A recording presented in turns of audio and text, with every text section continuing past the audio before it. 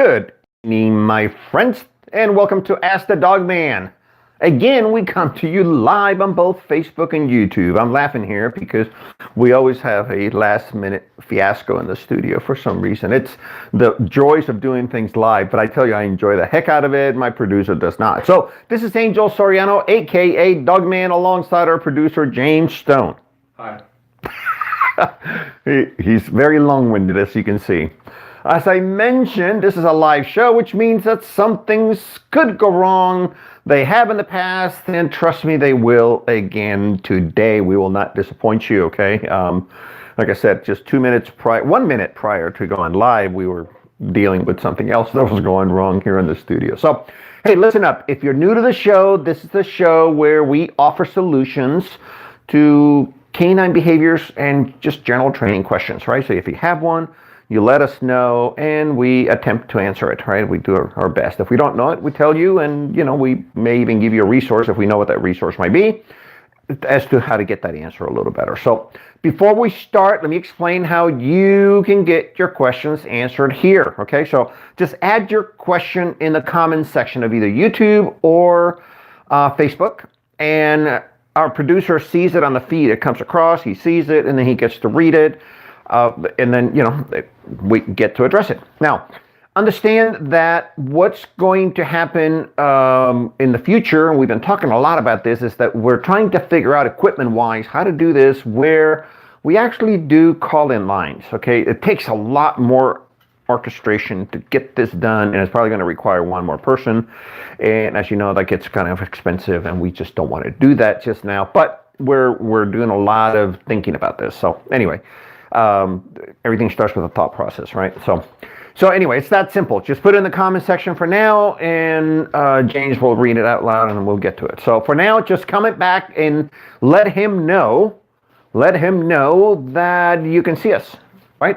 A thumbs up, something. Yeah. He's throwing a fit over here.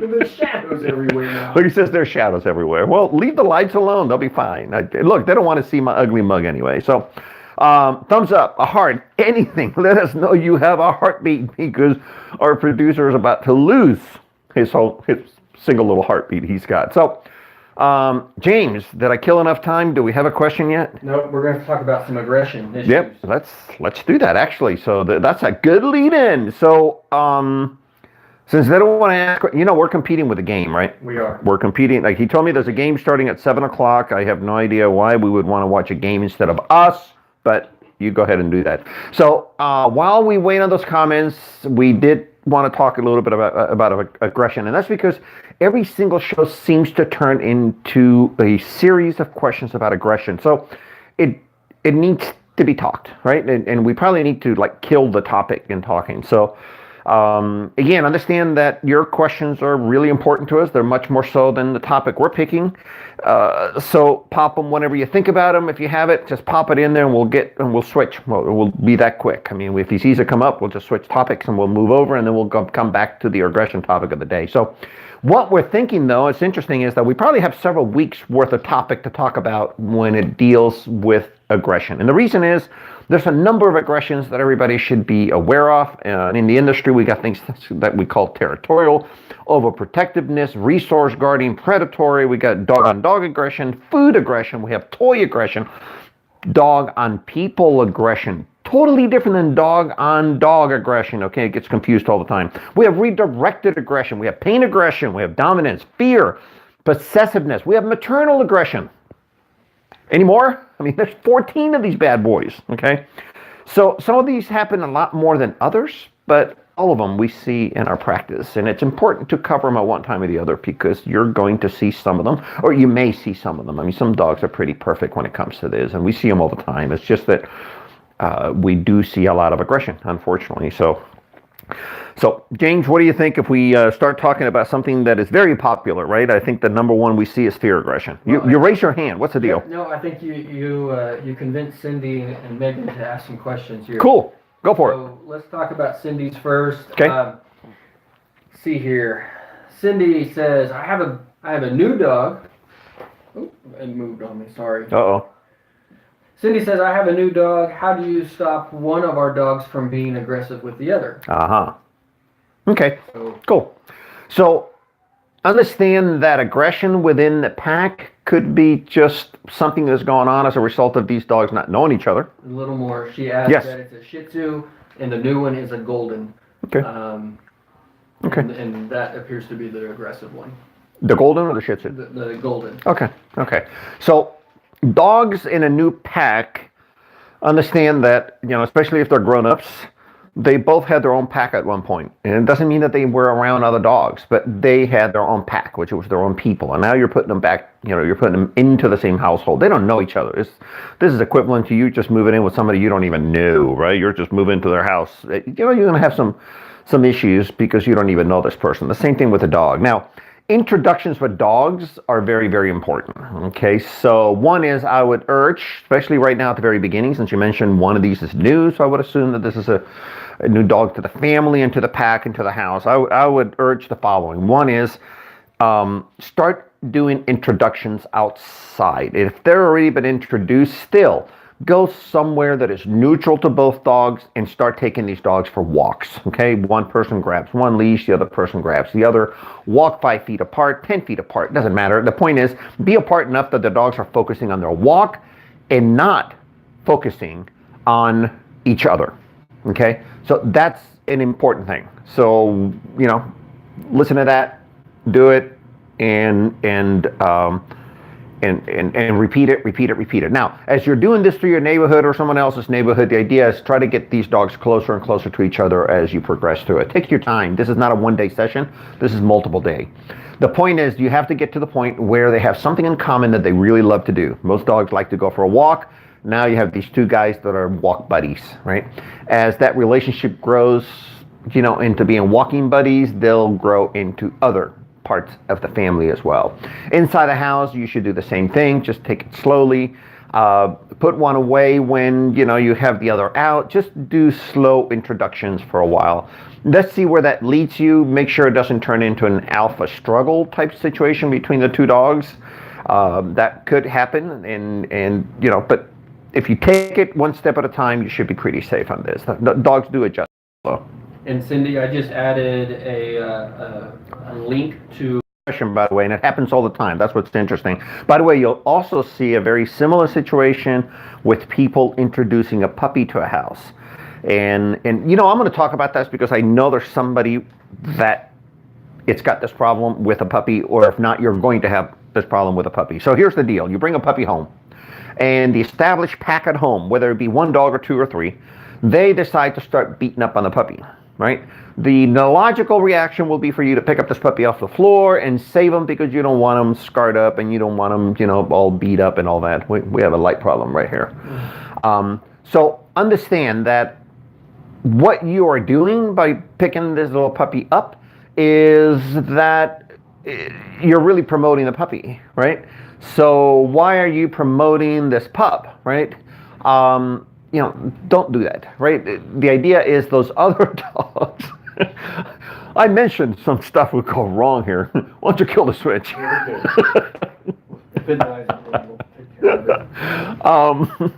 If nothing else, we have fun in this show, okay? Anyway, if you could see what I can see, it'll be a lot.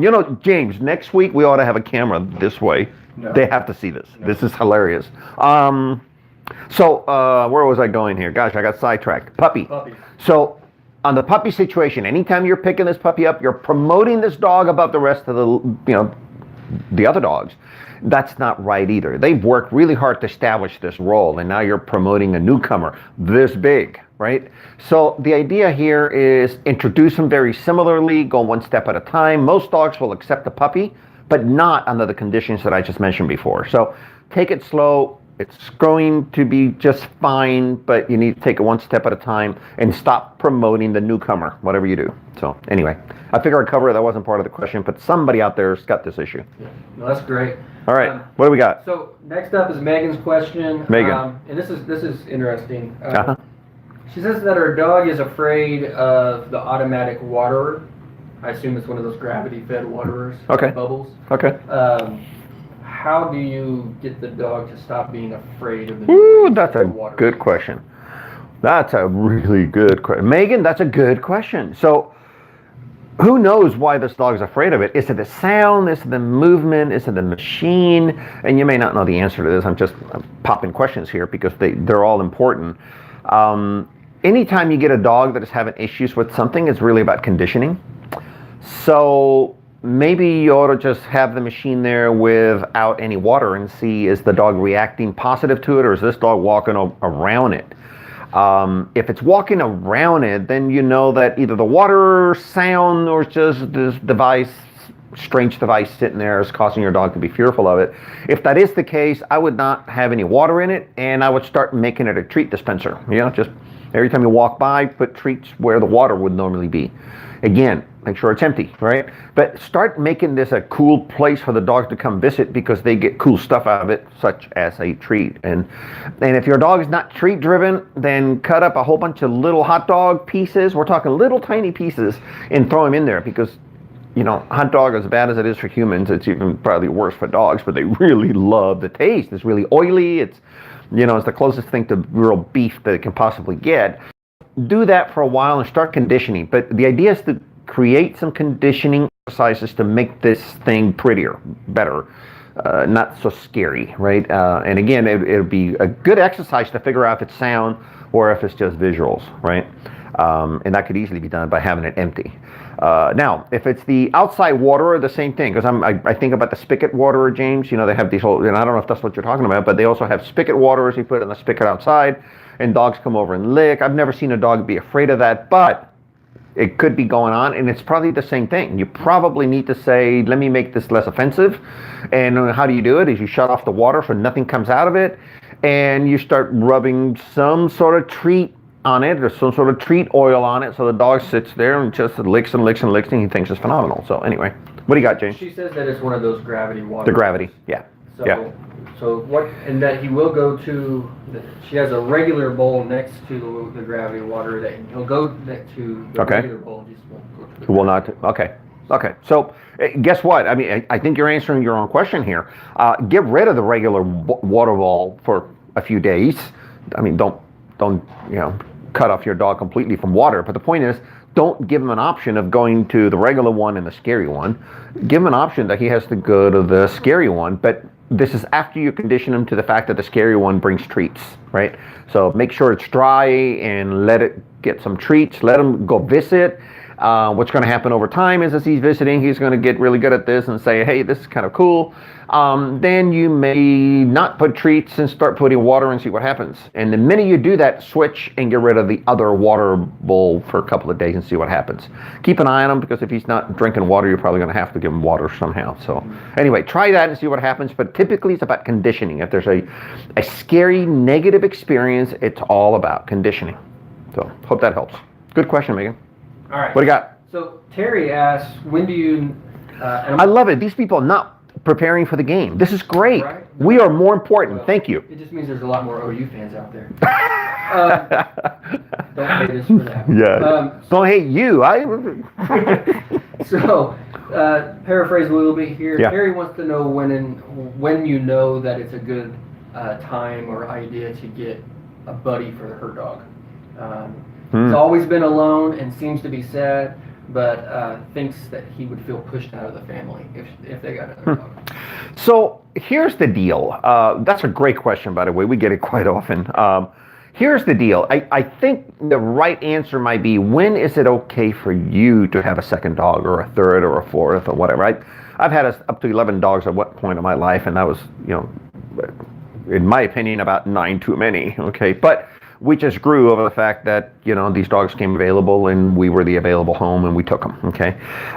So all that said, you make that decision based on your position, not necessarily the dog's. Now, be careful, and I'm going to have to retract some of that, in that your dog, your present dog, needs to be well-mannered, needs to be trained, you need to be happy with him when it comes to all his normal behaviors.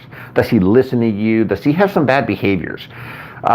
If you believe that your dog, he's pretty perfect, or he's really good, or he's nearly perfect, or, he's perfect to you, then the question then goes to, are you ready for another dog? Not necessarily the dog. If this dog is not perfect or nearly perfect, or it's got issues, or it's got behavioral problems, or aggression, or anything, getting another dog is probably a mistake right now. You need to fix dog number one, right? So, Mr. Producer, we still have some light issues. Same one. So, anyway, so that is the right answer in my opinion. And by the way, I mentioned that I grew to 11 dogs at one point in my life, and that's primarily because of the fact that I did not do what I just said.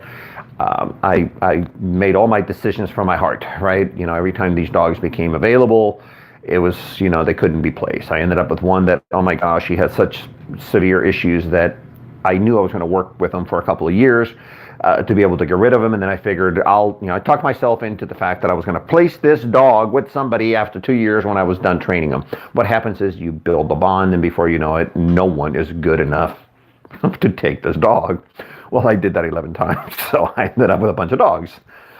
Anyway, so hopefully that answers your question, but it's more about us than it is the other dog. And you mentioned, hey, he may be sad and he may be needing a buddy. You know, dogs are social animals, and they need us, they need other buddies. If he's got good dog-on-dog skills, take him to a dog park, maybe he'll get his fix. If you're not ready, if you're saying, gosh, my dog needs the dog, but I don't need a dog, then you need to wait it out, because that other dog's going to take a lot of time from your life as well, and you need to be ready to spend that kind of time with them. So anyway, think it through, but go on your own feelings, the family feelings, you know, have a meeting, make that decision, and do what's right. But it's more about you than it is about the other dog. Just my thoughts. Anyway. And one thing that I'll add to that is everything Angel says is 100% on point as far as the socialization aspect and getting the dog that social contact with other dogs. Another thing that we hear a lot of times is, I think I need another dog to distract my other dog from being destructive. Mm-hmm. And really what that boils down to, and based on your comment there, Terry, I don't think this is your case, but just in general, another dog to distract the other dog from being destructive typically equals two destructive dogs.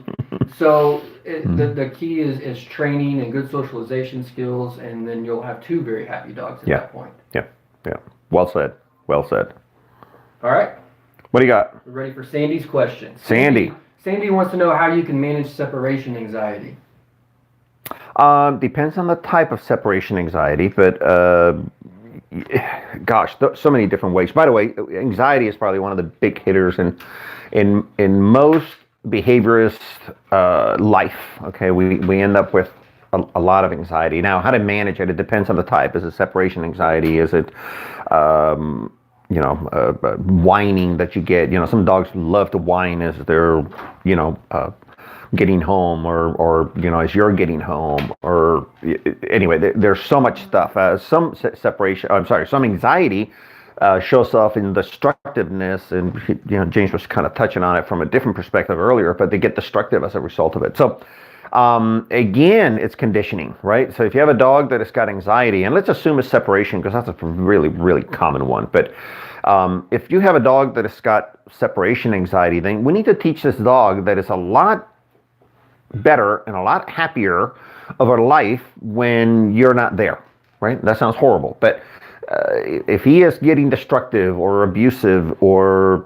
whatever, and it only happens because you're not there, or because you're leaving, or the family is leaving, then that means this dog really is going through a stressful situation of you not being around. So one is, there's every likelihood that some inadequate training has been done to date, and I'm not talking about a trainer. I'm just talking about conditions that you've been making too much of a big deal out of coming home, out of leaving. All of these things kind of carry on. So here's some guiding principles. One is, if you're talking separation anxiety, start right now. As you leave the house, make no big deal out of leaving the house, right? No long goodbyes. Same is true when you come back. Do not do any long hellos, right? Ignore the dog for the first 30, 40 seconds. Put your stuff down, put your briefcase down, put your purse down, whatever it is. Just do your stuff, and 30, 40 seconds later, say your hellos, right? get into this process as soon as possible. Now, second, make your away time a happier time for the dog. And how do you do that? Well, you start conditioning. Again, little tiny steps at a time, okay? Take a long weekend and do this, but start by saying, I'm going to be gone for 30 seconds. Can a dog be quiet and cool, calm, collected for 30 seconds? So most of you will say, no, no way. Well, start with 30 seconds. Start with 20 seconds, okay? Start somewhere. But the point is, start in a situation or by doing something that will cause the dog to not bark, growl, whine, whatever that demonstration of anxiety that he's showing you. You need to control that. And how do you do it? Well, again, give him something that he loves to have. We like busy toys. There's something in the market we call busy toys. They're behavioral toys.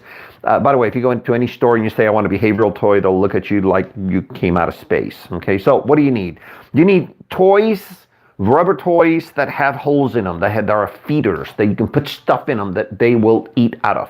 Okay, they work well. That's what you need for them. So let's assume you get something like a Kong. They also work pretty well. Kong is, it's a Kong product. They're about yo big or so, and it's got a hole in the center. You can stuff it with all sorts of treats, give it to your dog, and disappear for 20, 30 seconds. The dogs, most dogs will get busy with their treat and try to lick it, try to clean it. Guess what? They're not whining. They're not carrying on. So now they had 30 seconds of happy life without you, right? Or 20 seconds, who knows? Continue to increase this. Continue to get to the point where this dog is happy with their toys full of food for an hour or 2 hours or 3 hours. You can see how this takes time. This is not overnight, and it's not a pill, right? So take your time, do this, repeat it. It's going to get better over time. You just have to be patient. But anxiety is tough. It's one of the tougher cases. Anxiety and aggression, you some of us can make a living at just doing those two things. So anyway, good luck with it. Do give us a status as to how this is going on. So what do you have, producer? Time for at least one more. Yeah. Jordan asks, how do we get our dogs to stop barking at car doors shutting in our neighborhood? So it sounds like maybe some nuisance barking. Yeah, nuisance barking. Sometimes fear promotes that. Not necessarily going to the fear aggression side of it, but just the dog being fearful of the new sound. Boy, that's tough too. But I would suggest that you get into some sort of interruption sequences. But understand that your dog's duties, at least my dogs at home, are to be watchdogs. Okay, and I have every breed you can think of. We have 3 now. As of yesterday, we had 3. My wife has a standard poodle that is about 3 years old. I have a German Shepherd female that is about 8 years old. And as of yesterday, we have a Havanese that I will be talking and you'll be seeing here soon in a future show. We have her in training right now. But anyway, but at least 2 of them have been at the house constantly for several years. And guess what? They get paid, if you could say that, to alert to certain things. Now, my dogs have pretty comfortable and they've gotten to the point where they bark at strange noises in the neighborhood. Let me say that differently, in that if a different car drives by that doesn't belong here, and I know this sounds weird, but they have gotten accustomed to the sounds of the vehicles around the neighborhood. So we had a new neighbor across the street that moved in. Guess what? His pickup truck made a sound these guys did not recognize. So I think it was for the first 3-4 days. Every time they heard him come home or start the engine in the morning, it was enough for them to go, hey, what's going on? Bark, bark, bark, bark. So guess what? I expected that. So what did I do? I was like, well, my dogs don't bark for, too many reasons. So they bark. I had to go to the door and say, well, what's going on? Right. Then I realized it was my friend, my new friend, Mike across the street. And I was like, hey, it's them. So what do? I then control my dogs, right? I interrupt the barking. I tell them that's not expected. That's not what I want. Interrupt it. The minute they shut up, I praise that new condition, right? And guess what? I have to do that 3-4 times, and now Mike's car is acceptable, right? So I'm suggesting that you get into this routine of doing this. Now, if it's your normal, neighbor that has always been there and has every car, et cetera, there's probably a touch of fear going on with these dogs, and one is triggering the other. right? So if you pay attention, there's going to be one that always starts it. I would suggest you start with the one who starts the bark and interrupt that barking, okay? Many different ways. Just, create a stop command, a quiet command, enough command, whatever, and mean it. And I'm not suggesting you scream. I'm suggesting you have a strong tone, right? Stop the barking. When they do, you be quick to praise it. You wait 3 to 4 seconds of quiet, praise the new condition, and then wait it out, right? Now, you can see how this may take time because you're probably going to have to say, well, let me stand here in front of my dog or in front of my door and wait for all the doors to slam in and out. Or you can call one of your friends and say, hey, do you mind parking in front? And, I'll call you on the phone when I want you to slam the door, right? And that way you can do little setup sessions and get to the point where the dog's actually respecting, quieting down. You can understand you're going to have to do this over and over and over again. And you'll get to the point where they don't do it. Now, dangers in this is that they may just get to the point of saying, I am not barking at any noise, and now you lost your alarm system, okay? That's probably the worst case condition you can find, which is not super bad. The good thing about it is that, maybe two things could happen. One is that they'll understand the noises that belong and don't belong, and they'll tune themselves in like my dogs have. Or, they'll be fine and they won't bark, and guess what? You'll have a quiet household again. So try it, but start this conditioning of interrupting the dogs every chance you possibly can. You'll get there. It's not going to be that bad. So anyway, I hope that helps. Put a comment on the deal on there as soon as you try some of this and let us know how it worked. What do you got, James? You want to do one more? Sure. If we have another one, let's do it. One last one, and then come on. We'll get to the game. So Aaron asks if you have any tips on correcting their 1-year-old dog who likes to be the boss of the house over the other dogs. Doesn't like sharing the water bowl when the other 2 dogs walk by. Bed, she gets an attitude. It sounds like they've got a little alpha struggle going on there. Yeah. Alpha struggle. No question. So it's not a short answer. Who says Aaron? Yeah. Aaron, not a short answer. So I'm going to try to limit this to, what have we got, 2 minutes, 3 minutes? Okay. I'm going to try to limit this, but here's the deal. Alpha struggles are tough, okay? And what I mean by that is that there is a certain pecking order in your house. And who knows if this is the dog or not. And you may think you know who that is, but there's a lot of questions we normally ask to try to establish what the normal alpha order of your pack should be based on their actions, not on your wishes, okay? And then once we know this, we get to the point of realizing that, hey, maybe this dog is number 1. And if that is the case, then we start conditioning the rest of the pack to accept the fact that this is number 1 dog, and they should really respect it. And if he's not number 1, then we need to demote him, right? Long process. I wish we can get into it. This is, by the way, I just had a similar situation on Tuesday night on one of my evals. It took me an hour and a half, 2 dogs and 2 people. So gives you an idea how long of a process this could be, just explaining the dynamics around an alpha struggle. So I don't want to minimize this, and I want to do it right. So give us a call. I'll talk you through it on the phone, or we can do an eval, whatever's necessary. For the most part, what I will say in passing is these things are typically fixable if we can understand the alpha order, and we'll do that for you, right? Any good behaviors will be able to fix where is your pack at, and then once we understand that, it's really fixable. It's not a big deal. So anyway, I wish it was a passing comment. So I think he's giving me the cut, go, we want to go watch the game. So there you have it, folks. Thank you for tuning in to Ask the Dogman. Sorry about the lighting. I mentioned it was going to go wrong, and everything goes wrong typically. By the way, you have no idea the amount of money we have in the studio, okay? So I have no idea why the lights go out. So we appreciate all of you being here with us, and we look forward to next week. We are really sorry if we did not get to your questions. James is pretty good about posting stuff on there, and if something comes up, then and we didn't answer it, he'll post an answer. So we do hope to see you next week. I think that's Thursday, the September 6th, right after the holiday at 6:30 again. So it'll be next Thursday, 6:30, right here for live. Look, all we ask is for some social interaction from you, my friends. If you like what you saw, then give us a like, give us a share, give us a heart, give us a comment, tell other folks to watch us. That's all we care about. So, look, I would not be doing my job if I did not remind you not to struggle with your dog training or behavioral issues. This is what we do, and we'd love to help you out. So one last time, this is Angel Soriano, aka DogMan, barking back at you. You asked, we answered.